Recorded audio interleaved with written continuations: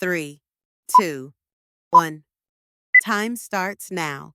After analyzing 50 different TOEFL responses, I finally saw what makes students get stuck at 23, 24, and even 25. And more importantly, what the students do that get 26 and above, what they do differently to get higher than a 26 every single time.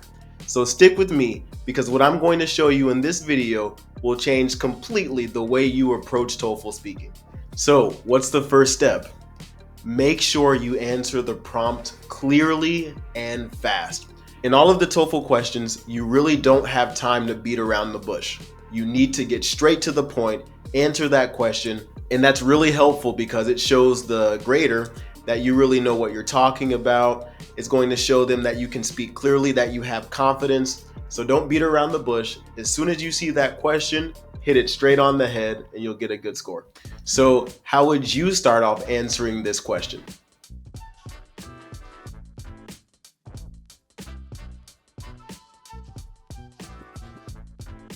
Well, let's listen to a student. We're going to listen to see how he does it, and we'll give him a little bit of feedback. You ready? Let's start. I totally disagree that video games have a positive impact on children, and that's because... So, what do you think about his intro? Actually, not bad at all. He gets straight to the point, we understand what he's talking about, and he wants to get to his first reason really quick. Not bad at all. He obviously can use a little bit of better vocab just to make it a little bit better, but I really like the answer, straight to the point, and he does a good job. So if I'm giving that a grade, I would give that introduction a 7 out of 10. Not bad at all, can be a little bit better. So I would have said it something like this. Personally, I disagree with video games having a positive impact on children for 2 reasons. So you see, I would have added that 2 reasons right there in the introduction, prepare them well, straight to the point, and we'll get to the answer. But really, not a bad introduction at all. Great job. So here's a pro tip. Always start with something like personally, I believe, or personally, I would choose, because that really lets them know that it's your stance, it's your opinion, and that's what you want to talk about. Okay, so maybe that's the easy part for you, right? Just getting out of your answer, maybe that's not a big deal. So after you give your clear answer, what can you do to make sure that your transition is smooth, professional, and academic? That's what we're going to talk about now. So what you want to do is use strategic connectors. The ones that come to mind are because, for example, that's why. What I've noticed from just listening to many different TOEFL speaking responses is that 90% of the ones that get a 26 or above have simple connecting words. If you noticed, those connecting words are not fancy, they're not flashy, but they're very simple, and it helps you to get to the next idea. So if you noticed, those words aren't flashy, they're not fancy, but what they do is help your speaking to be organized. It helps you to get to the next idea, and it sounds really good when you use them. So those simple connecting words are basically like mini bridges to get to the next point. You're helping the person that's listening to you to easily understand where you're going with what you're speaking. And honestly, it also boosts their understanding ability, but it boosts your confidence as well because it's going to sound a lot more natural and they'll calm you down. Okay, so let's listen to our student again to see if he has really good connecting words to help us to be able to get to the next idea. Let's take a look. I totally disagree that video games have a positive impact on children, and that's because, first, video games might have unsuitable content, and that could be detrimental for students' underdeveloped mind. Leaving them playing without parents supervising, the consequence could be uncertain for their mental development. Okay, so really not a bad answer at all. He said this is because, he used a lot of and. So he has really good transition words there. There was actually one part where he could have said so. Maybe he could have used maybe 1 or 2 more connecting words in that, but it was really easy to understand. So honestly, that's how you should do it. Okay, so that was one student's answer and their reason 1. Let's listen to another student just to be able to see if there's something that's similar to the way you speak. Okay, let's take a look.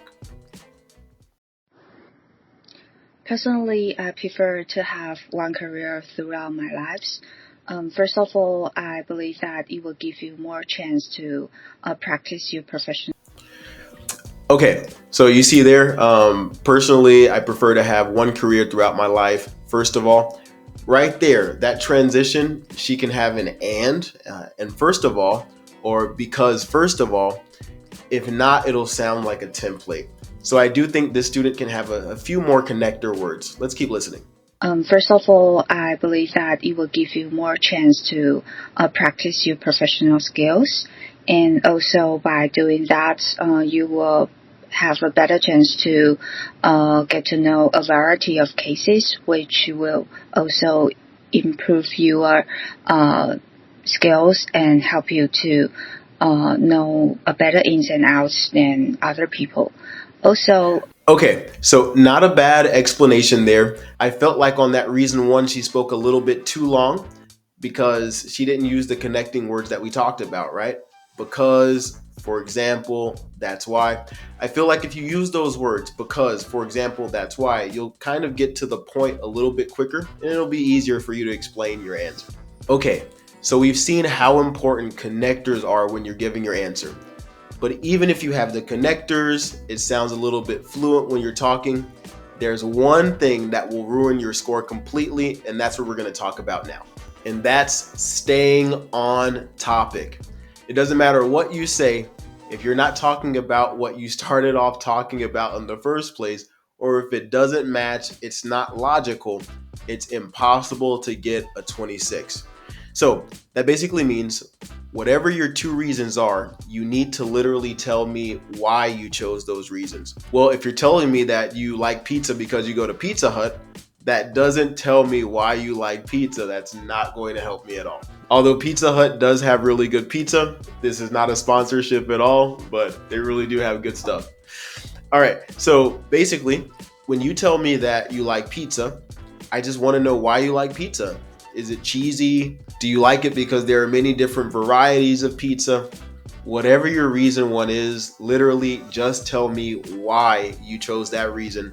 Don't just go and start giving examples before you explain. If you do that, I promise you, you will be near the 26 range. Okay, so just a review about that. If your grammar is good, that's great. But if you're off topic, your score will be crushed even if your grammar is good. So let's listen to the complete answer of both students. You tell me which one stayed on topic, which one was a little bit more concise, and which one wasn't. We're going to see which one could have been better, which one was pretty good. But honestly, they both can be a little bit better. We all can be better when we give our answer. So hopefully this helps you out as well. So first, let's start off by listening to the complete TOEFL speaking one of the pretty good one. Let's take a look. I totally disagree that video games have a positive impact on children. And that's because, first, video games might have unsuitable content, and that could be detrimental for students' underdeveloped mind. Leaving them playing without parents supervising, the consequence could be uncertain for their mental development. Moreover, video games could be addictive for students. It often happens that students absorb into video games too much and ignore their homework, and that leads to a bad performance at school. Students at their studying age need to focus more on their academic instead of spending time playing on video games. All right, so let's give it up for my guy here. He did really good. So his first reason was talking about video games having unsuitable content, and then he goes on to explain that it could be bad for their development and that it can have harmful effects on their brain. Really good reason one. I really appreciated it. I do feel that he could have had a better transition word from his reason one. For example, talking about the unsuitable content, he could have said, this is because it can have harmful effects on the development of their brain. So he could have had a better transition word for his explanation. So it could be really easy for me to hear the reason and the explanation, but reason one was pretty good. Now, reason two, he spoke about it being addictive, right? He didn't really explain too much about it being addictive. Maybe you can watch it again. He talked a little bit more about other things around that topic, but I really don't know why this would be addictive for a child, not from his explanation. So he could be a little bit better on that. The logic of the first one was a lot better than the logic of the second one. All right, so let's listen to another one and see how this student does. Personally, I prefer to have one career throughout my lives. First of all, I believe that it will give you more chance to practice your professional skills, and also by doing that, you will have a better chance to get to know a variety of cases, which will also improve your skills and help you to know a better ins and outs than other people. Also, have one career throughout your lives. It will give you a better chance to earn a higher position than others. So that's why I think this way. Okay. First, we want to give a shout out to the second student. She did a really good job too. Not bad. She can be a little bit better with the logic, as I'm sure we're listening to now.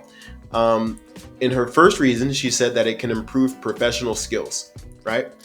If that's the first reason, then I need to know why it can improve your professional skills. If you don't tell me why, if you just talk about the workplace, it's kind of similar to the one I gave you before, right? When I said, I love pizza, and I love pizza because I go to Pizza Hut. Me going to Pizza Hut doesn't tell me why I love pizza, right? So if you mention that it can give you professional skills, I need to know what kind of professional skills. How will the person get professional skills? So talk about that for a little bit, and then when 20 seconds are left, go to the second point. If you noticed, when she mentioned her second point about getting a higher position, she didn't have time left in order to explain that. So obviously this one, the logic would definitely keep her from a 26. In reason one, she spoke a lot, but I still don't know why it will give her professional skills. And in reason two, she mentioned that she can have a higher position, but I don't know why, because she just didn't have time and she tried to wrap it up with a conclusion. Pro tip here, a conclusion at the end will not help you. If you're speaking and you're noticing that at the end, oh, I have 5 seconds left, so that's why I think that. That's not going to help you at all. It's much better to use 5 seconds to give your answer, 20 seconds explaining logically your reason one, 20 seconds explaining logically your reason two. If you do it like that, that's really going to show that you know how to answer a question well. Okay, so what's a quick fix for you to be able to master your timing and master your logic? You must do voice recording. So if you want, basically reason one and reason two are 40 seconds, right? So record yourself for 40 seconds talking about one topic, then say moreover, reason two, and then this is because, and then you talk about your second topic. If you can do that, you're on your way to a really high score, trust me. Okay, so now let's talk about something that's going to surprise you, and it has nothing to do with vocabulary. So here I'm talking about controlled fluency. What I mean by that is that when you're giving your answer, you don't need to speak very fast just so that they can know that you speak very fast. Speaking fast is important, but not the whole way. What do I mean by that? So basically, if you speak too fast on your answer and you speak too fast on your reasons, they won't know what you're explaining anyway. So how do you show control when you're giving your TOEFL answer? And I promise this will also give you a 26. On your answer, get straight to the point, have a loud voice so it's easy to understand your stance. Then you're going to use transition words to get to reason one, and you're going to slow down so I easily hear your reason one. And then you take off. You're going to explain that answer as fast as you possibly can. Then you're going to get to reason two, you're going to slow down, and then you're going to take off again, and you're going to explain your reason two. So just remember, the best answers have slight pauses, natural emphasis, and confidence. If you speak like that, you're going to be on another level. And if you want to leave a lasting impression, don't overlook this final step.